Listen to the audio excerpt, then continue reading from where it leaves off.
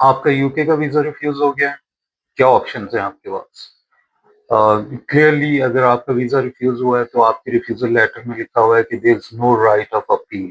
हम visit visa की बात कर रहे हैं, तो क्या आपके पास क्या ऑप्शंस मौजूद हैं? आप जा सकते हैं जुडिशियल रिव्यू के लिए। अब जुडिशियल रिव्यू में जाने से पहले आप प्री एक्शन प्रोटोकॉल में जाते हैं। ये बेसिकली प्री एक्शन प्रोटोकॉल क्या है? It's a letter before claim या लेटर बिफोर एक्शन। आप एक्शन करने से पहले एक लेटर लिखा जाता है जो कि under civil procedure rules of UK उसके अंदर आता है। ये बेसिकली होम ऑफिस से डील करता है। आप एक लेटर लिखते हैं कि हम जुडिशियल रिव्यू के लिए जाना चाह रहे हैं। उससे पहले आप अपनी सिचुएशन को दोबारा से बयान करते हैं और बताया जाता है कि ये हमारे एतराज़ात हैं। प्री एक्शन प्रोटोकॉल को हम शॉर्ट फॉर्म में पैप भी कहते हैं। बेसिकली पैप क्या है? ये एक आप डिटेल्ड लेटर लिखते हैं होम ऑफिस को कि आपको क्यों ये लगता है कि ये डिसीजन आप सही नहीं है या अनलॉफुल है या इर्रेशनल है या अनफेयर है। तो उसमें आप वो डिटेल्स लिख के होम ऑफिस को भेजते हैं जिसको वो रिव्यू करते हैं और फिर जुडिशियल रिव्यू के लिए जाया जाता है।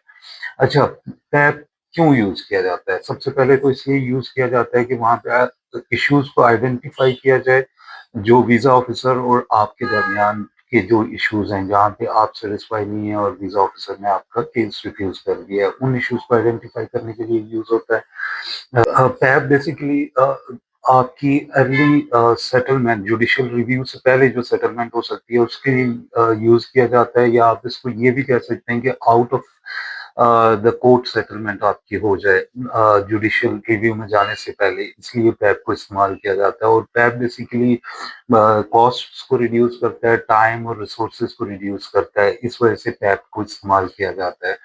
अ, टैब कब इस्तेमाल किया जा सकता है? जब आपका एंट्री क्लियरेंस ऑफिसर जो है वो आपका वीज़ा रिफ्यूज़ल हो जाए। इसमें विजिटर वीज़ा भी हो सकता है, स्टूडेंट भी हो सकता है, स्पाउस वीज़ा भी हो सकता है। और जहाँ पे आपको लगता है कि एंट्री क्लियरेंस ऑफिसर ने कोई लीगल एरर किया है या कोई किसी एविडेंस को इग्नोर कर दिया है या इमिग्रेशन रूल्स को गलती से गलत तरीके से इस्तेमाल किया गया है, तो वहाँ पे आप टैब के लिए जा सकते हैं। और ये वहाँ पे इस्तेमाल किया जा सकता है जहाँ पे आपके पास राइट ऑफ अपील नहीं है। अगर कहीं किसी टाइप की एप्लीकेशन में अगर आपके पास राइट ऑफ अपील है, तो आप टैब के लिए नहीं जा सकते। आप पहले अपने अपील के राइट को एक्सरसाइज करेंगे और उसके बाद आप टैब की तरफ जा सकते हैं। अगर आपकी एप्लीकेशन में कोई एक्सेसिव या अनलॉफुल डिलेज हैं, बहुत डिलेज आ रहे हैं, तो उस सूरत में पैप को यूज़ किया जा सकता है।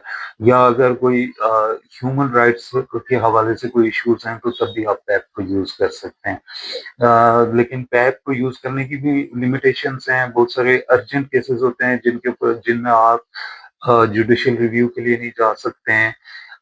या कुछ ऐसे केसेस जहाँ पे आपके पास राइट ऑफ अपील है, तब आप टैप के लिए नहीं जा सकते हैं। और इसके अलावा आप टैप बहुत पुराने केसेस के लिए नहीं कर सकते हैं। जनरली जो 3 मंथ्स के अंदर अंदर जो डिसीजंस आए हैं, अगर आपका रिफ्यूजल हो गया है, तो तब आप टैप के लिए जा सकते हैं। अगर आपका भी वीज़ा रिफ्यूज़ हो गया है, अगर आप प्री एक्शन प्रोटोकॉल में जाना चाह रहे हैं, आपको लगता है कि एंट्री क्लियरेंस ऑफिसर ने सही डिसीजन नहीं दिया है, तो आप बिल्कुल जा सकते हैं। और अगर आपको हमारी सर्विसेज की ज़रूरत है, अगर हमारे थ्रू आप टैप करवाना चाह रहे हैं, तो आप हमसे हमारे व्हाट्सएप नंबर पे कांटेक्ट कर सकते हैं या हमारे ऑफिस विजिट कर सकते हैं, जो कि आई8 इस्लामाबाद में वाक़ है। बहुत शुक्रिया जी, थैंक यू सो मच। अल्लाह हाफ़िज़।